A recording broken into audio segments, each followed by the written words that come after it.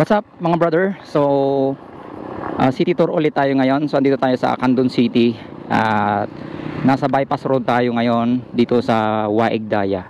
Ito yung Eco Laundry. So ang papasyalan natin ngayon at itutur ko kayo ay dito sa daan ng Waigdaya na lulusot po doon sa sa Galimuyod, Poblasyon. Okay, sa bayan ng Galimuyod, sa Barangay Poblasyon. At mismong paglabas mo doon sa National Highway ay yung munisipyo na ng Galimuyod. So dito tayo dadaan mga brother. Ayan, magti-turn left tayo. So maraming sasakyan, hintayin muna natin silang makalusot and then lusot din tayo dito. So ayan, dito tayo papasok mga brother. Okay, so itong Eco Laundry na ito, meron din dong waiting shed. Dito tayo dadaan. Yan mga brother. So ito yung mga daan nila dito. Merong mga magandang lusutan na kapag traffic dyan sa Candon, pwede kang dadaan dito. So other route ito papuntang Galimuyod. Yan mga brother. So mamaya ipapakita ko rin sa inyo yung yung daanan na lulusot papuntang Paryok, papuntang Palakapak. Yan, merong daan dito So tuloy lang tayo mga brother. Ito yung view ng Waigdaya, Candon City. Okay. At I think ito yung barangay plaza nila. Ayan, ito yung barangay plaza nila. At next dyan is elementary school. Ayan. Ayan mga brother. Ayan, elementary school ng Waigdaya. Ayan, Waigdaya. At ito naman yung sikat na lumihan. Ayan, ng Waigdaya. Ayan, so tuloy lang tayo mga brother. Ito, daanan rin ito lulusot doon papuntang diversion road.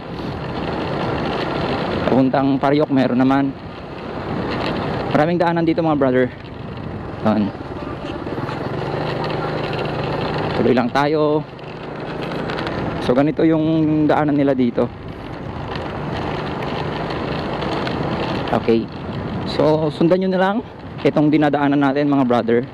Basta ang i-feature natin ngayon is yung daanan papuntang Galimuyod. At meron na ditong inaayos na daanan, itong project na ito papuntang Santa Lucia. Yan.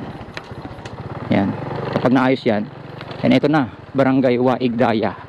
At ang Waigdaya na ito is part na ng Galimuyod mga brother, kung napansin nyo. Yan. So part na ng Galimuyod ito, hindi na Candon. Yung dinaanan natin kanina, Waigdaya, Candon. At ngayon naman is Waigdaya ng Galimuyod na. So magkatabi lang sila mga brother. Sana di kayo nalito doon. At nasundan nyo rin yung dinaanan natin, nag-turn left tayo. So sundan nyo na lang itong kalsadang ito. Tuloy-tuloy na ito papalabas doon sa sa Poblasyon. Okay, so napakaganda rin dito. Ayan, nagtanim na rin sila ng mga palay. Ayan mga brother, pakalawak din ng mga pananiman nila ng palay dito. Ayun.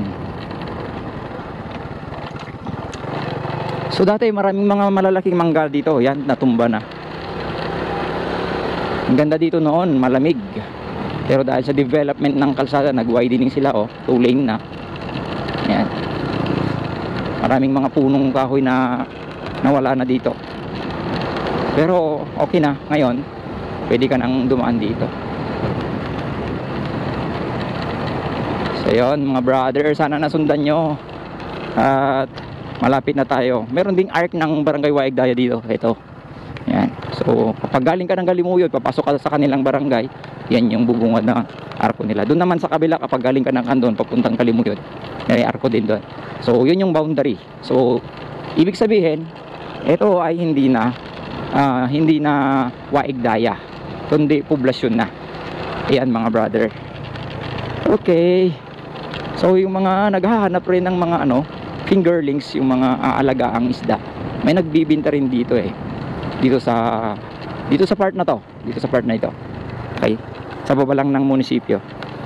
Ayan, ayan, fitness gym. Yan, puntahan nyo lang yon. May nagtitinda doon ng fingerlings mga brother. Okay, so malapit na tayo sa mismong munisipyo. Ito naman ang clinic, okay, ng Galimuyod. Ito po, yan. At ito naman yung kanilang ano to, store, plaza. At yun na, palabas na tayo ng National Road. And welcome to Municipality of Galimuyod. So Balay Umili, mga brother. Okay na? So hanggang dito na lamang tayo, mga brother. Sana nasundan nyo itong vlog natin. Thank you for watching, mga brother. Thank you. Bye bye.